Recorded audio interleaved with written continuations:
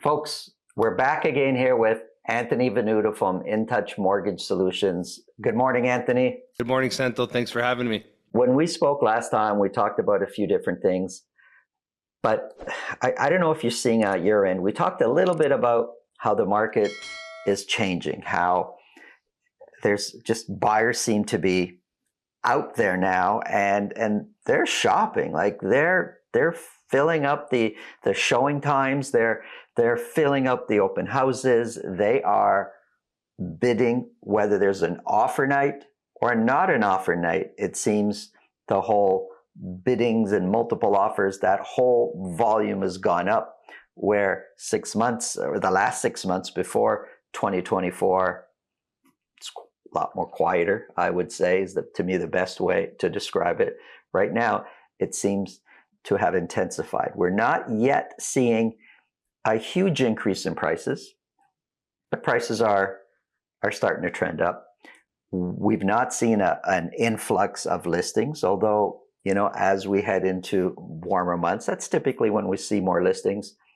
But the buyers are ready to go. They're out there, they're looking, and they're buying up any home that is decently priced and is presented properly. They're buying them up. The reason I'm saying this is because on our own listings, we've seen offers come in, financing condition, home inspection condition.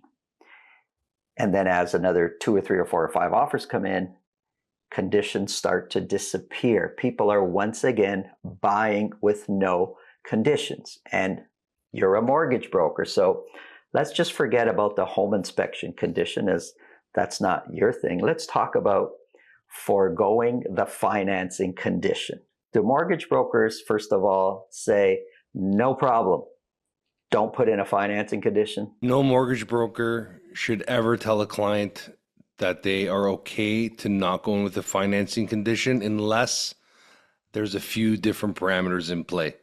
I'm so happy that you brought up that point, Santo, because I felt like I was an insane man when I was telling clients that I was explaining to them that things are changing right before our eyes. It's not going to get into the media coverage and the mainstream media just yet. And for a lot of our clients that we've worked together with, and a lot of our clients, we're telling them, if you have a condition for financing, there's a reason why it's there.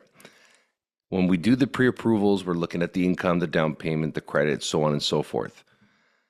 There are certain individuals that can waive or don't need that necessary condition of financing because they have deeper pockets. They're putting a large amount of money onto the property, which means they need a mortgage that's 3 times smaller than what they qualify for, as an example. So they've got lots of runway with what they qualify for, lots of runway. Tons of runway. So like if the property comes in $50,000, $60,000, $100,000 less, let's use a worst case scenario, they're not worried. It's a blow to the ego, right? If that's ends up what's happening with the appraisal, but they got the runway to cover it, they're fine, right? Everything I'm asking you now is leading up to the appraisal. So I'll get into that in just a second here. They're going to buy now with a long closing date. And by the time their appraisal comes in, their purchase price is higher than what the property is appraised for. Or let's say the market didn't turn, but they just overpaid because the frenzy of bidding and I love it, I got to have it. And the agent says, oh, if you want this house, you got to go 50,000 more, 100,000 more. And the buyer does it. And then an appraisal is called because they're now qualifying, even though they're firm, the bank is still going to want an appraisal. Am I right when I say that? You are 100% correct. Okay. So they're firm, no financing condition. You want to lock in the mortgage for them.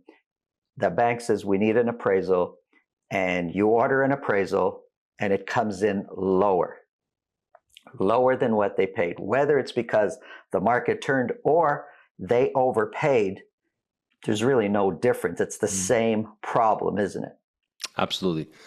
When the appraisal comes in lower, we definitely have a lot of headwinds, especially thinking about that particular client and their position, right? So, like you mentioned, you said a whole bunch of really good points leading into this question. The appraisal is ordered through the bank or for the bank by their third-party company. These appraisers have no bias to the person buying the home. They generally have a good relationship with the lender. There are requirements by the lender for that appraisal. They'll definitely be using the market value. Some of them use a different approach. They'll use a geographical radius around the property, how many properties have transacted. And I think you were saying something really important. As the market goes from a weaker market maybe into a stronger market, or vice versa, those timelines, right? Remember, we've talked about these situations before, like comparables. The appraiser's looking at homes as closely to the exact home that person's buying and trying to compare prices. What did that home sell for? What did this home sell for? How far away were they? And if we don't have those comparables, it's very hard for the appraiser to determine a value. 100%. And before this call that we're having, I spoke with an appraiser colleague of mine that I know. Anytime someone asks me for an appraisal, I refer Lorenzo from Sharp Appraisals. And so I was speaking with Lorenzo, and I said, Lorenzo, why is market value different than appraisal value? Because they're not necessarily the same thing. And just really quickly, he said, when I appraise a house, I'm trying to get the value of that property under normal circumstances, meaning I have to remove, I'm paying this price because I'm competing with 4 or 5 or 6 other offers. The market value also really, when you look at the definition, part of the definition says under normal circumstances without undue pressure. Like if I have a gun to my head, I'm going to pay more. But once you decide, no, I'm confident with my number, that's the number. And if there's a shortfall between purchase price and appraised value, that's what I want to talk about. What do we do? How do we solve it? Do you see this potentially being a problem? Appraisals coming in lower? Yes, absolutely. I mean, it's a situation that we know comes in cycles, Santo. And we saw it before. No, we saw it before that. Of course, we saw it before, right? It's one of those things where we're we're going to trying. See it again. Let's just take a quick second rewind. It happened just in 2023. Do you remember back at the January, Bank of Canada upped it 0.25%, then paused? We saw a fixed rate mortgages come back down, a little bit of incitement in the market, and people came rushing back, right? And this happens time and time again. There's like 2 cycles, right? We have situations when people are buying on the uptick in the market, and it's easy, right? Appraisals are easy, but when that engine starts to roll, it's tough because that person paid 5 or 10 grand more, and then that person down the street paid 5 or 10 grand more. And it's like the appraisers, the banks, everybody's lagging. There's this lag behind what's happening before. Well, because the last comparables they're looking at are the previous market comparables, right? Exactly. And the problem is I love our appraisers to death. They have a job to do. We have a job to do, right? As you mentioned, the appraiser has the interest of being neutral to represent the bank, right? To basically meet the conditions. Each bank, I'm going to be honest, has its own requirements. There's different types of appraisals. That's another thing too, right? There's different lenders that require different types of appraisers. Right. But generally, as I said, the appraiser is looking at that. What can we do to help or try to remedy this? The first thing we do is we go back to the real estate agent, the realtor, and say, look, this is the comps. We're looking at this appraisal, and we're seeing where he's generating these values from. What properties did they look at? When did they sell? And is there any discrepancies that we can point out? Because everyone's human. You're auditing the appraiser's work. You're basically saying, does this make sense? So you go back to the realtor and say, hey, the appraiser's like 50,000 less than what you purchased. Does this make sense? And you give the report to the realtor. As I said, the reports are generally for the bank size only. We do get a copy, but we'll turn around and say, here's the property 1, 2, 3 that they're using as a comparable. Now, I want to enter this caveat. Thankfully, we've never had an issue with some of our situations, because if you're doing the due diligence properly, you're already walking in with the same properties that the appraiser is going to use, right? So Right. the safety net is there. Sometimes there's some that will try to contest it, and they'll send us different reports or different properties, and I'm like, yeah, but that one sold like 8 months ago. I'm like, that's not going to work. Like, The other side of town. and yes, 10, 15, 20 kilometers away. And I'm like, no, it's got to be location closest to that property. But as I said, the first thing we do is we're auditing that appraisal to see if there's any discrepancies, seeing if there's anything that's different. Like, for example, did they miss that house had a finished basement? Okay. I want to take this past that. Let's just assume after review, the appraiser is right, because in most cases they are. And it's difficult to change. It's possible. I've done it. There's only been once in my career, many, many years ago, actually, early on, where an appraisal came out like way lower. And I saw it. I sent my information in and said, but these are the properties that are like 1, 2 streets over. Like you missed these, and these are the features of the house. And the appraisal got adjusted, and we were good. But since then, I've never had any issues with appraisals coming in lower. So let's just assume it's lower. What are the options? And I mean, let's face it also, if it's a conditional offer and the appraisal comes in lower, the buyer, within their right, without penalty, can back out of the deal. Absolutely. That's not what we're talking about here. We're talking about firm offers, no financing condition. The appraisal comes in low. And now what? Let's just say it's $50,000 lower than the purchase price, because we've also seen appraisals coming in $100,000 lower than purchase price. But let's just say it's $50,000. What are the steps? You go to the realtor? Is this a realtor issue? It's a loaded question, but I think, tell the truth. When an appraisal comes in low, what do you think? When these situations I encounter them, especially when they're of that magnitude, I have to say the realtor's letting that client pay that much money for that house. You got to think, what's the realtor thinking? Why did the realtor not warn the buyer on the value of this property? I always say, like, I can say that I'm blessed with the network of agents that we work with. They're very educated. They're smart. You know what I mean? They know what they're doing. They'll look and say, like, look, the clients want to, this is what they want, right? And because the conversation happens, Santo or anybody will say, Anth, can we go into a firm offer? Now, the problem is when it comes in $100,000 less. What the hell did the realtor do? That's unfortunately, what you're thinking. I don't know why you're afraid to say that. I'm not afraid to say it. I'm just, as I said, it's because I'm not saying that it's the realtor's fault, because I know there's clients I'm a realtor. I'm not afraid to say it. But there's also clients that are willing to do that, right? Like that's the bottom line. And like, and we're having that honest conversation with our clients, and like, they're calling us when they're putting in the offer. You've been in the car, but 100,000 is different than, let's say, 5, 10, 20, 50,000. Like, we've never, if an appraisal comes in 10 to 15,000, $20,000 less, maybe there's wiggle room. Maybe we can go back. 5, 10, 15 is also a matter of opinion, and that's not what I'm talking about. But at 100,000, Santo, or 50 and over, like, at this point, there's a few things the client can do. One is, first of all, the broker contested, like we talked about. The second is now we're trying to figure out a strategy on how they're going to come up with this money, right? So they got to come up with the money. They got to reduce their down payment, right? So this depends on the situation that the client's in. Is the option to not close there?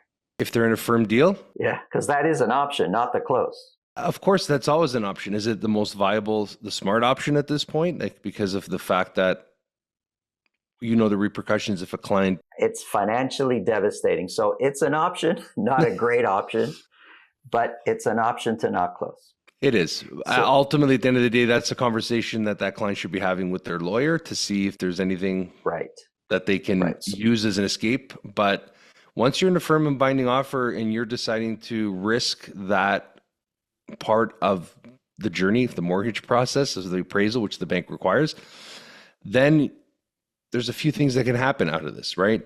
What do we do with the appraiser now that the value is coming in less? Well, depending on the lender, some lenders will allow us to get a second opinion. We can request another appraisal just to see if it's going to change, right? That's at the client's expense, right? We've had it happen before. Sometimes one appraisal company may give you one value, the other appraisal company might give you another. So you try to find an appraiser that's going to give you the number you're looking for. Listen, I don't want that to get out of context. That's not No, what we're no, saying. no. I'm just having fun with you here. Can you do 5, 6, 7, 8 appraisals until you find the right one? No, the thing is, as I said, most companies, most banks right now remove the broker in the sense that we have to go online. We have to request the appraisal through that third party. Some banks, you just plug it in and it automatically kicks it to an appraiser. And they have their preferred appraisers. I don't even have the ability to pick the appraiser. It's just literally at random. It goes out to that person. So the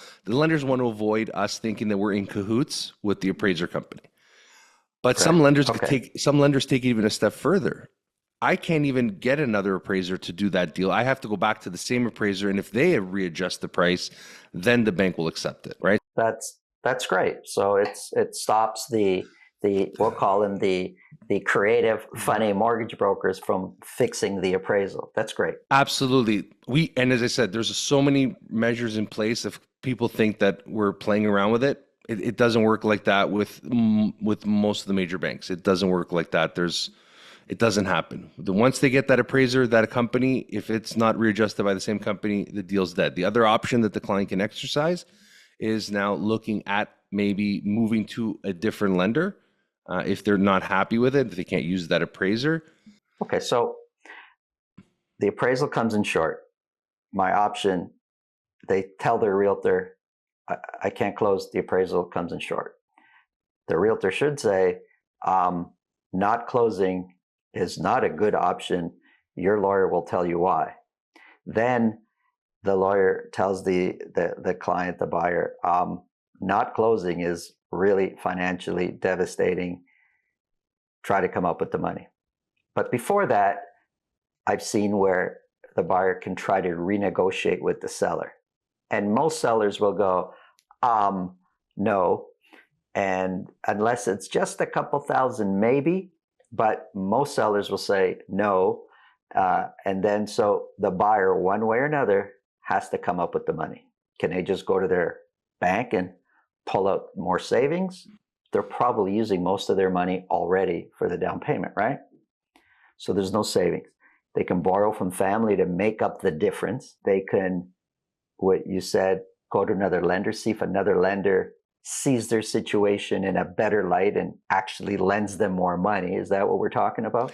No, no, not necessarily, because it depends on the client situation. Even if they go to a different lender, what we're talking about is going to maybe a different lender that may allow them to extend their ratios by putting less down, like in the sense of they're over 20% or they're below 20%. So let me expand on that so that people can understand what I'm thinking. So we have regulations, we have insured deals, we have conventional deals. If a client's buying a home with 20% or more down and they're taking a 30-year amortization and they fall short on the appraisal, as long as the purchase price was below that $1 million mark, what we might have to do is renegotiate the deal or rejig the deal so that they're putting less than 20% down, right? They're now taking on the insurance premium because they need some of that runway that they were originally allocating to that 20% down payment. It now needs to get pulled back, right? Because they have to come up with the difference. So they want to use some of their down payment, not as a down payment, but towards the difference. So ultimately, Santo, as you know, not closing, not a great idea financially. It could ruin a lot of young first-time home buyers, taking them out of the market. For a lot of clients, we have to think about the lender, the ratios, the servicing ratios is very important because now that they have to allocate this money to the down payment, there's very little that they can do. That will only work for somebody that is putting 20% or more, because first-time buyers that are buying with 10%, there's nothing to allocate. This all comes down to the conversation they're having with their bank and their broker to go over these conditions and these contingency plans. We've always discussed them with clients. If you're putting 15, do you still qualify in the event that property comes in lower with 10% down? If you have 20 or 25% down and let's say the value comes in, do you qualify at 20% down? Do you qualify if we had to go to an insured lender? But I meant to say move that lender, or to go into an insured deal, or work with a lender that if those servicing ratios end up escalating past the bank's threshold, now we have to go to an alternative lender. Potentially, yes, the appraisal is the appraisal, right? But now their down payment. When you say alternative, do you mean a different lender, an A lender to another A lender, or do you mean private funds, like a private lender, a B lender, C lender? When you say alternative, what do you mean? Alternative, we call them alt A's. There's a lot of jargon, so I apologize for that. It's a B bank. We call them. They don't like being called B banks, but they're alt A. We call them alternate to A banks. These are equity lenders. They're looking at the property more importantly. So these lenders here allow, in certain circumstances, different requirements. Not everybody works in those lenders. So it's just, as I said, looking at those options. Does that client fit those models? Private, I always tell my clients, look, private's a dangerous place to be, and I will never tell a client to go buy a house if they need a private mortgage to buy the house. Not feasible. It's not the right solution for that client, and not really a good idea. Now, obviously situations happen where the client was approved. Something like the appraisal comes in, we need an alternate. We need to figure it out the last minute. We need $50,000 from somewhere. Yeah, and as I said, there's a lot of things out there that people can do. I always say there is a solution. It's how much that solution is going to cost you, and all of it could have been avoided if you're putting in a condition of financing. If you're working with someone that's not going to let you get to that point, and say, hey, that we don't see those values there. And they're going to be there to protect you. That's just the bottom line. As I said, knock on wood, thank God, we've never had issues. We've had our small issues with appraisals coming in a little bit, but never in that case, especially on a resale and pre-construction. Forget it. I'll tell you about appraisals on a pre-construction homes. People spend hundreds of thousands of dollars in upgrades. The house comes in at the original purchase price. So I see this being a problem again. It was a problem last year. It was a problem the year before. It was a problem the year before that. I see it being a problem again. It's going to happen. And even if the market keeps going up, at some point it's going to turn again. And when it turns, there's going to be lots of people. And bidding wars, I see it as a problem again. You can get such an awesome offer. You should tell your seller, hey, I don't know if this is actually going to appraise at this. We got to really look at the down payment, the deposit, all these things. Anthony, we are out of time. We could talk about this all day, and we're going to be dealing with it. That's the market that we're in right now. Buyers are going a little bit nutso right now. I appreciate your time. Thank you, Santo. Have an awesome Sunday. And folks, this is Anthony from InTouch Mortgage Solutions. Awesome mortgage broker. Thank you. Have a great day. Thanks, Anthony.